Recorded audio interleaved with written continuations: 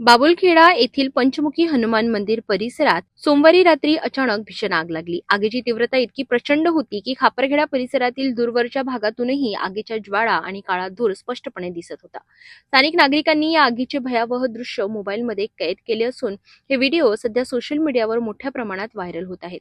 या घटनेमुळे नागरिकांमध्ये भीती आणि घबराटीचे वातावरण निर्माण झाले। विशेष म्हणजे परवाच याच परिसरात मोठी आग लागली होती।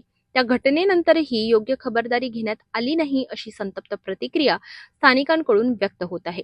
सुरक्षा यंत्रणांची कमतरता, आग प्रतिबंधक उपाययोजनांचा अभाव आणि प्रशासनाची निष्क्रियता यामुळे ही पुनरावृत्ती झाल्याचा आरोप नागरिक करीत आहेत। दरम्यान अग्निशमन दलाने घटनास्थळी धाव घेत आगीवर नियंत्रण मिळविण्यासाठी शर्थीचे प्रयत्न केले।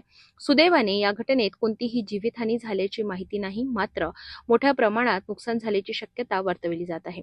या घटनेनंतर प्रशासनाने तातडीने चौकशी करून जबाबदारांवर कारवाई करावी अशी मागणी नागरिकांकडून जोर धरत आहे।